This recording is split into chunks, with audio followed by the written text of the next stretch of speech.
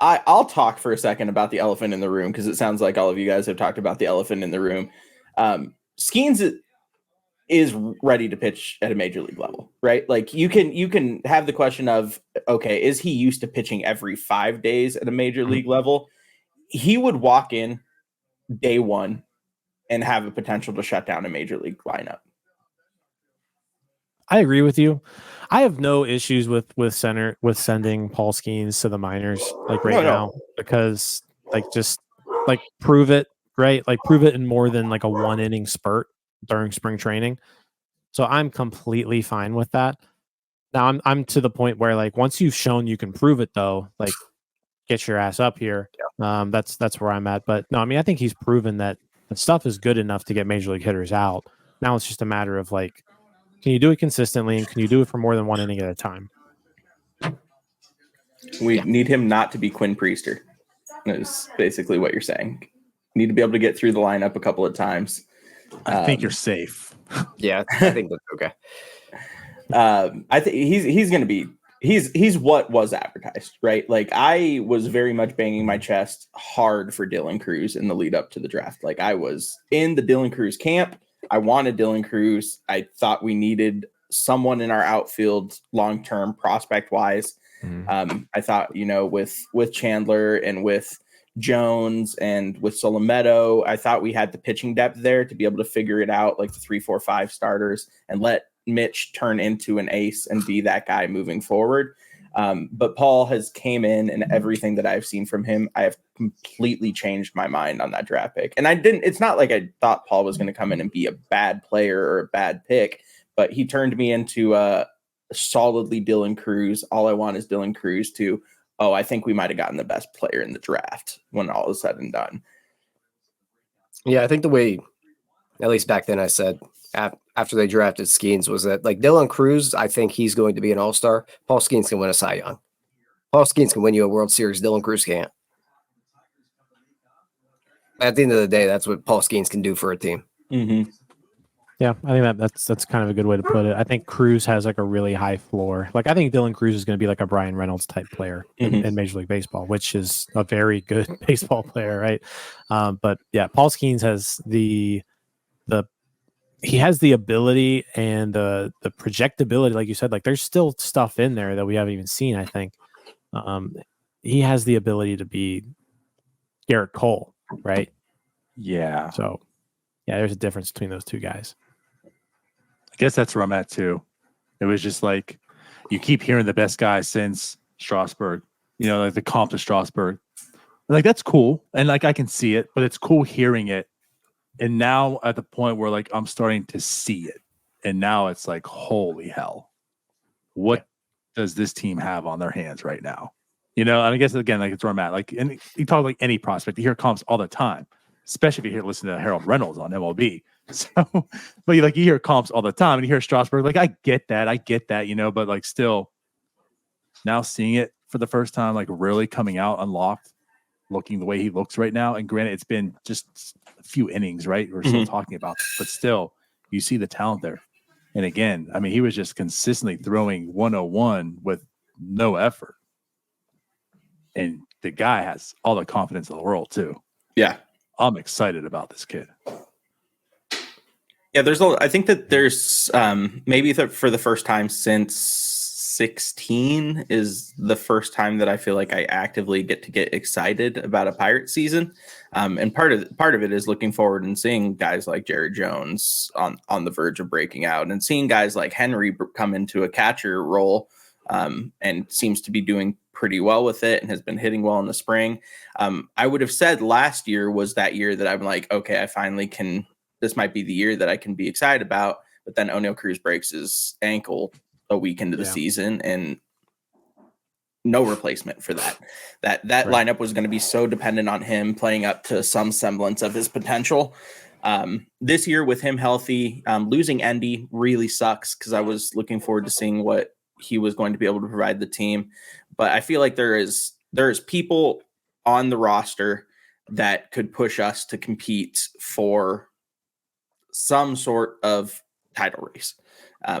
Part of that is because I don't think that NL Central top to bottom is the most dominant division ever, especially with guys like Devin Williams going down for 3 weeks, the Brewers trading Corbin, or 3 months, and Corbin Burns getting traded. And like, it just seems like there's a potential for the Pirates to strike while the iron is hot and the rest of the division is down. So this might be opening the championship window, quote unquote window, earlier than we anticipated, because the rest of the division isn't going to be there to beat it closed. Yep. No, it's a good way to put it. Like I think the chance is there. I don't think they're quite there yet, but I would put 15% odds at a division title right now. Like it's not zero. Let's just say that. Right. Like you could see it happen. Like I can squint hard enough this year and see a race for a division. Yeah. Last year before, at some points last year, yeah, but years before that, no. I couldn't. You're just really banking on a lot of myself potential. hard enough. Yeah. And the pitching just has to work out somehow too. True. And that's the biggest piece right now, is like who is going to get 9 innings worth of, I got 27 outs per game, and like who's going to do that for 162 games? Hopefully Jordan Montgomery soon. Like that would be the dream, right? right.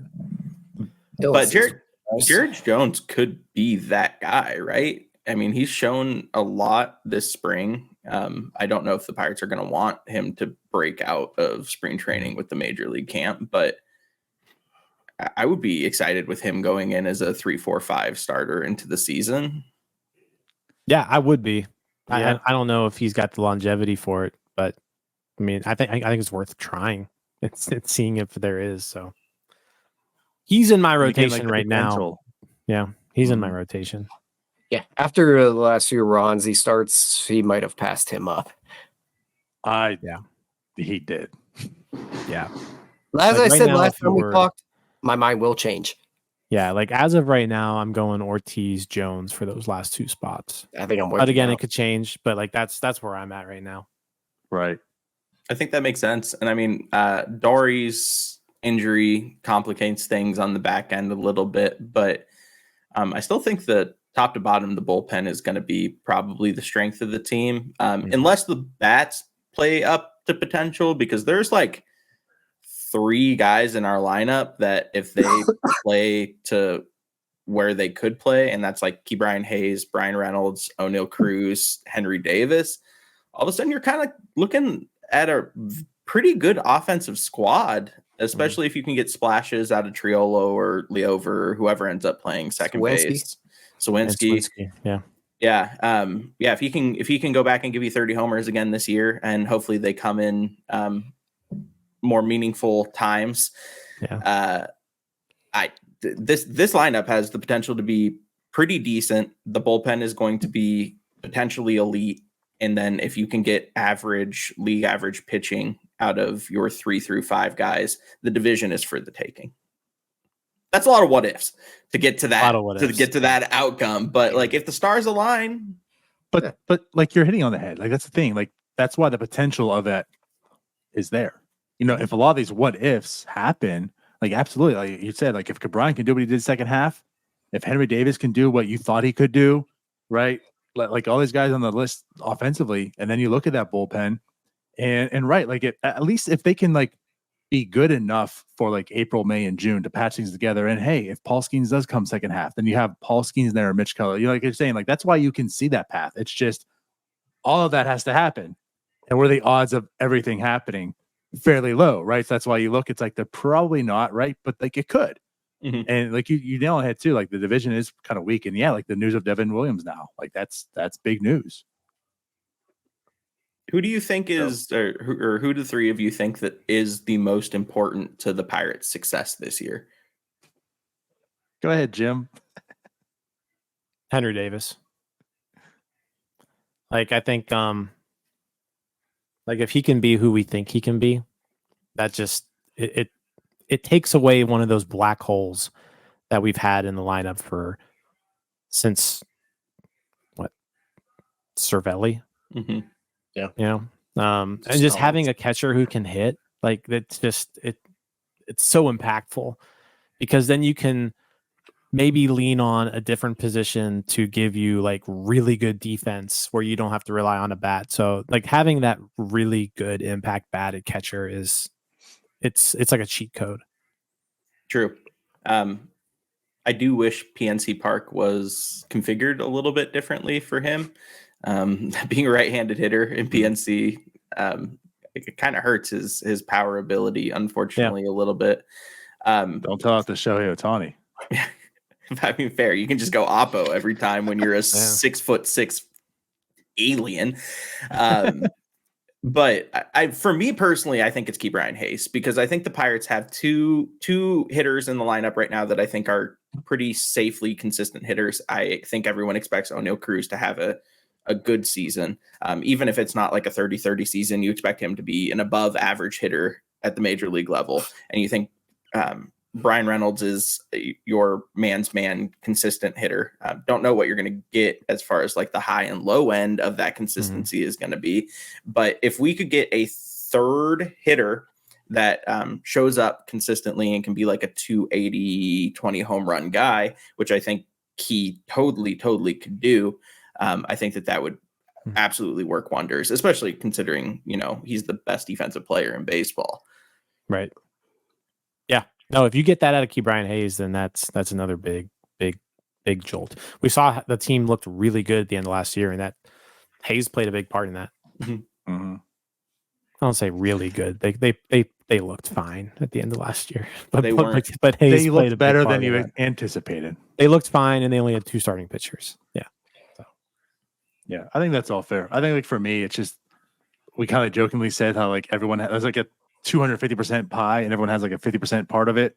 Like you say, Henry Davis, and I think he's a big part, but like also O'Neal Cruz, I think is too, because if he can be the guy that you're hoping for, that's huge. Because also part of it is if he's not, well, we see the depth at shortstop. It's not that good. I think like Mitch Keller is a big piece too, because if he's not, like the staff already has questions. If Mitch Keller has a down year, then like you're shot, So I think there's a lot of guys that play a big part, but I think the 3 to me stand out of them. Brian, I think is a big part too, but like I guess he's going to be a 3-war player, like regardless. You know what I mean? So like you're comfortable knowing he's a 3-war player. He could be a 5-war, he could be more, right? But like he's going to be a 3-war player. Where like O'Neal Cruz, I'm feeling less question marks now, seeing his spring, but it's like what is he? Is he a superstar in the making? Because if so, then that's a big part for this team. He could help carry them there. Yeah. But O'Neal has been interesting to watch over the last like week and a half as he's starting to get more at bats. The patience he is showing, and like he is, I don't know really how to put it. He's aggressive on the right pitches. Like it's crazy how much it's his eye and his ability to determine what pitches are coming has developed since the last time we saw him for a full season. And it's really a testament to the work he's putting in, because obviously he had to spend a fair amount of last year not training and not having live ABs and not being able to put in that kind of work. But he seems to have very, very much matured as a hitter. Yeah. From a plate discipline standpoint, he's not the same guy he was in 2022. Yeah, we started to see that last year too in spring as well, and even before he went down. Like in spring, he looked a lot different the first week last year. I think he was walking like 15% of the time or something. He was up there. Yeah, and he's striking out like 20. Yeah. So it seems to have carried over, which is good right now. I mean, that's fair. Rising tides do lift all ships as far as it goes. Like if Cruz is a 30-30, 40-40 guy, the amount of protection he is going to create for the people in the lineup around him, like Key and Brian Reynolds, is going to mean a lot. And it's less of a Pirate take, but like I'm curious to see what impact Juan Soto being in the Yankees lineup has for Aaron Judge, right? Like anytime you can bring in one of those type of guys, it has such a massive impact on the other people in your lineup, because it takes a lot of the pressure off. And obviously that guy's going to get the pitcher's best pitches. And I think that O'Neal could, I guess, theoretically be that guy for the Pirates lineup. Yeah, it's a fair point. Yeah. All right. Again, I think it's like I'm excited for the season. The expectations aren't high, but I'm excited for the season for all the things we talked about. There's definitely a lot of exciting, interesting parts. Agreed. Yep. Yeah. Cool. Well, Nutsy, you got a stream to get ready for tonight, right? Yeah, it's time to start grinding again. So I'll say Should this. be a good time, Appreciate though. you coming on. Of course. It was fun. We'll do it again sometime. Yeah, and had I known, so here's the thing. Had I known that you guys were seems like you guys were kind of waiting on me a little bit, I would have jumped in a little bit earlier. I thought I had a second after, but I didn't realize. The other thing is I didn't realize it was a 7-inning game, so that changed things a little bit. So anytime you guys want me around, I'm just a DM away. Sounds good. No, yeah, thanks for hopping in here. I'm excited. I'm excited for your MLB The Show stuff coming up. Tell everyone where they can find you right now, too. Yeah, so you can find me over on Twitter at NutzyPoo_TTV. My primary platforms that I stream on are Twitch at NutzyPoo and TikTok at NutzyPoo. It's going to be a fun year, man. MLB The Show seems like it's going to be a lot of fun. And even, in a couple of months, we're going to transition slightly away from MLB The Show because NCAA football comes out. And we haven't seen NCAA football in 10 years. And I could not be any more excited to get that back. Oh, yeah. Chubb. Can't wait. It's going to be great. Good stuff. Well, yep. Appreciate you coming on. We'll get out of here. Everyone was watching. Thank you. We'll see you next time. Bye-bye. Guys. See you guys. Hey, you all. Thank you for watching. I know we try to provide the most entertaining content that we can, and we'd love to spread it to as many people as possible. So I know it doesn't seem like a lot, but if you could take the 5 seconds to like this video and subscribe to the page, it helps out so much more than you know. Thank you, and let's go Bucks.